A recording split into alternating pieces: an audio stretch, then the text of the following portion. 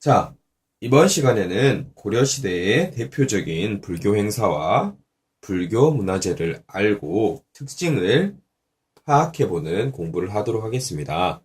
그래서, 과연, 이 차시에서는 어떤 걸 공부하게 될지 선생님이 여러분들에게 동영상으로 이렇게 만들어서 보여주고 수업 시간에 더욱더 재밌는 활동으로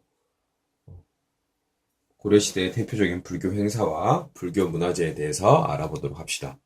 자, 선생님이 사진을 보여주도록 하겠습니다. 자, 사진이 잘 보이지요? 자, 여기서 사진이 보이고, 여기 또 사진이 보입니다. 그리고 무용을 하고 있는 듯한 사진이고, 이거는 그림으로 된 거지요. 자, 이것은 선생님이 인터넷상에서 팔관회라고 검색을 했을 때 나오는 사진들입니다. 자, 현대적인 지금 팔관회를 재현하고 있는 모습들이고, 이거는 옛날 팔관회의 모습을 나타낸 것입니다. 그렇다면 팔관회란 무엇일까요? 자, 팔관회는 고려 문화의 특성인 통일성을 추구하는 경향을 보여주는 행사.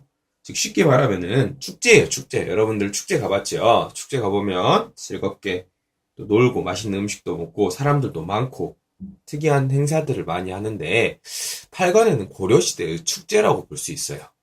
그런데 고려 문화의 특성이 이 통일성을 추구했다. 통일성. 이런 걸 추구했다는 것이 팔관의 특성이지요. 자, 팔관에는 매년 11월에 열렸다고 합니다. 매년 11월 개경과 서경에서 정기적으로 이틀 동안 행해졌다고 해요. 자, 음악과 춤이 있었는데 다양한 형태의 문화를 아울러서 역시 통일성을 추구했다고 해요.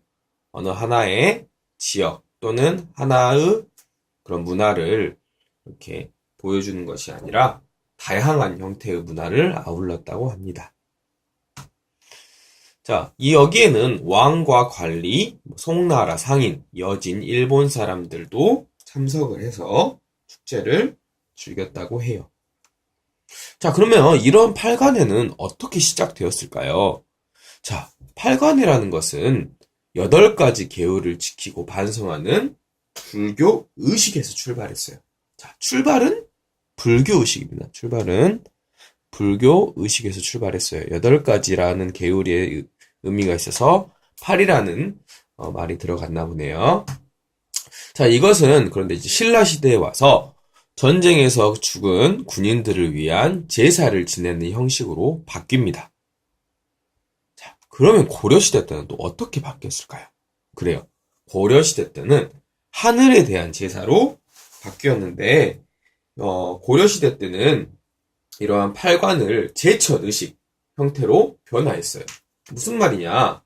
명산대천, 즉 이름난 산과 큰 하천 그리고 이렇게 하늘에 대해서 제사를 추구함으로써 처음에는 불교 의식에서 출발을 했지만 나중에는 이제 하늘에 대한 제사를 이렇게 제천 의식을 보여줌으로써 약간 형태가 변화했다는 것을 알고 있죠.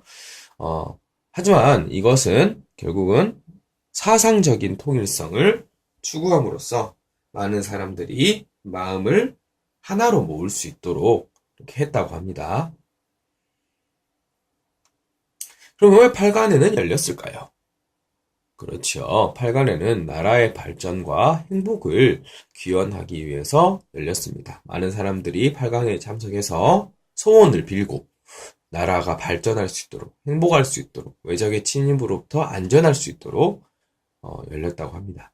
자, 다음 사진을 한번 봐볼까요? 그래요. 수많은 여러분 연등들이 볼 수 있어요. 연등들, 다 연등들. 여러분들도 이런 연등들을 본 경험이 있을 거예요. 자, 이런 연등들 사진은 또 보면은 지금도 이렇게 열리고 있는 연등 축제, 연등회에 관한 사진을 선생님이 모아서 올려놨습니다.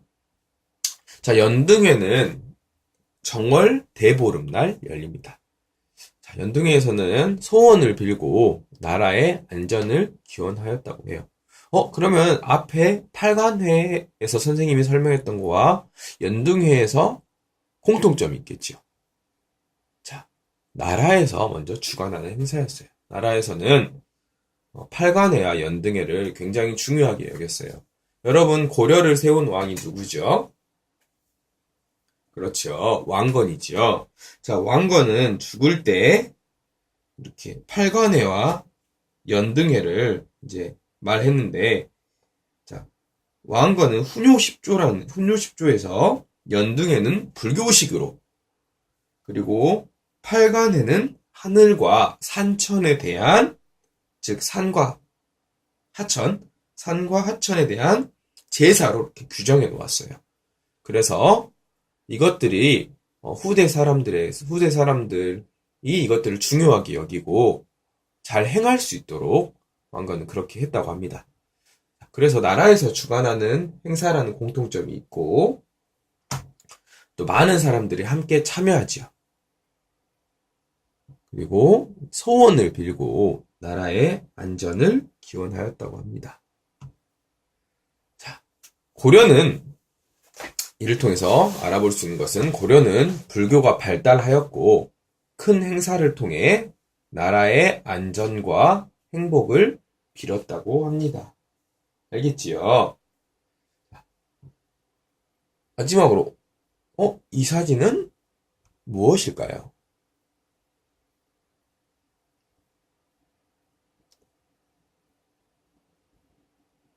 자, 이것은 팔만대장경입니다. 팔만대장경은 왜 만들어졌을까요? 자, 팔만대장경은 처음에 거란의 침략을 물리치기 위해서 대장경을 만들었습니다. 그 결과, 그런데 몽골의 침략으로 이 대장경이 불에 타버렸어요.